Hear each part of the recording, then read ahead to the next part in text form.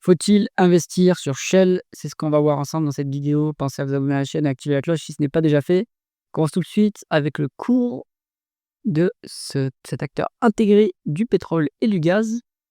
Donc on est quasiment au plus haut en fait sur Shell, qui est pas mal, hein, sachant que c'est une boîte qui est plutôt mature et qui verse du dividende. Donc est-ce que c'est le moment d'y rentrer? On va regarder croissance du chiffre d'affaires. Alors, on a les chiffres normalement au premier trimestre 2025.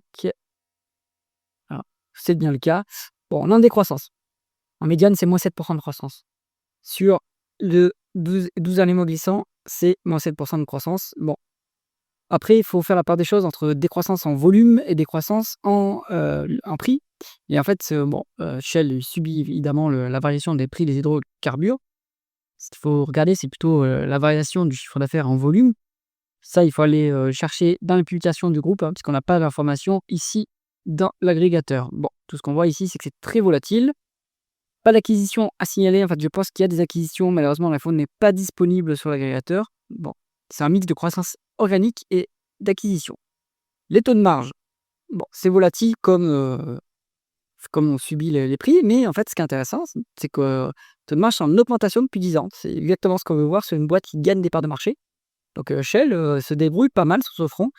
Les marges sont correctes, on va dire. Le taux de marge net n'est pas exceptionnel, hein. Il y a mieux dans le secteur, hein. Total a des marges nettes plus élevées. En termes de free cash flow, c'est en fait plutôt là que ça se passe. Les free cash flow, les marges de free cash flow sont bien plus élevées. Donc c'est une boîte qui a finalement qui est une boîte de bonne qualité. On regarde la conversion des bénéfices nets en free cash flow, hop, ici.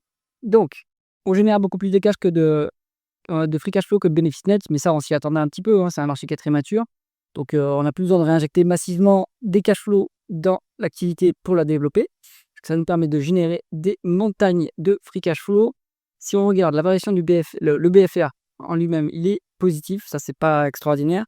Est-ce que ça s'améliore? Pas vraiment, ça s'est dégradé sur 10 ans. Bon, donc on a un BFR positif sur Shell, malheureusement. La dépense en capital face aux dépreciations amortissements, on a 27 milliards d'écart. Mais sinon, c'est bien parallèle. Un peu plus de CAPEX que de dépréciation amortissement, mais peut-être qu'il y en a aussi qui passent dans ces other non-cash items, hein.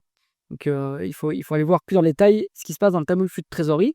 Maintenant, voilà, sur ce type de boîte, si vous ne voulez pas tenir compte de la dette, on valorisera plutôt la boîte en price free cash flow.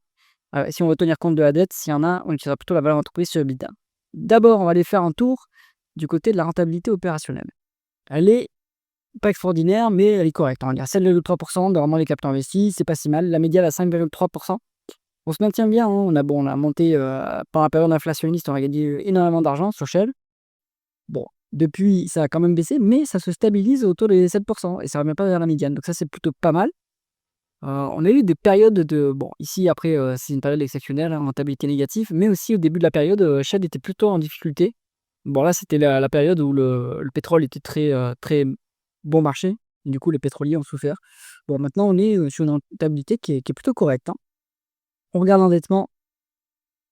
On est endetté, hein, sur Shell. Ouais, on est à moins d'une fois l'EBITDA et la trajectoire est plutôt baissière sur la dette, donc c'est encourageant. En termes de free cash flow, c'est une fois et mais un peu moins de 1,5 fois les free cash flow. Donc pas de problème, la dette est complètement soutenable et elle pourrait être remboursée tranquillement dans les prochains trimestres. On va regarder le retour à l'actionnaire et c'est ça le point intéressant de ce dossier. Hop, dividende, action et non, enfin action en circulation et rendement d'actionnaire. Vous avez 11,3% de rendement d'actionnaire sur Shell. C'est extraordinaire. Le dividende représente même pas un tiers de free cash flow, donc il est soutenable à ce niveau. Maintenant, c'est le gros de la rémunération d'actionnaire passe pas par le dividende, ça passe plutôt, enfin, il y a une bonne partie quand même qui passe par le dividende, mais ça passe surtout par les rachats d'actions. Et donc, Shell en fait priorise de rachat d'actions, ce qui est pas bête, hein, ce qui est plus efficient fiscalement, même si maintenant il y a des taxes sur les rachats d'actions. Ça dépend du siège social, hein. Je pense pas qu'aux Pays-Bas il y ait des taxes sur le rachat d'actions, il faut vérifier. Toujours est-il que l'entreprise voilà, rend un maximum de cash aux actionnaires et ça m'a l'air soutenable. En fait, le rachat d'actions, c'est plutôt discrétionnaire, donc le dividende est soutenable à ce niveau et si on a des free cash flow, on va pouvoir racheter des actions et si on se retrouve à un moment où on a une dépense en capital importante et qu'on n'a pas de free cash flow, on peut couper les rachats d'actions. En plus, ces rachats d'actions, ils se font à une valorisation qui est intéressante, hein. Si vous regardez, hop, on est Bon, déjà, en absolu, on se paye pas du tout cher, hein. 5,3 fois la VE sur l'EBITDA, c'est pas du tout cher et on a en plus une marge de sécurité sur ce multiple, médian.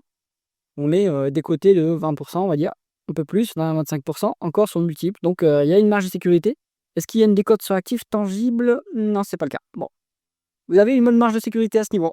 Conclusion sur Shell, moi je pense que le cours est encore attractif à ce niveau-là.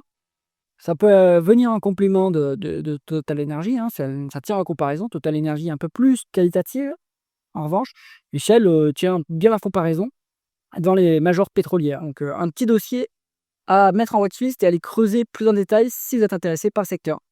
J'espère que cette vidéo vous a intéressé. Si c'est le cas, mettez un pouce vers le haut et pensez à vous abonner à la chaîne. À bientôt!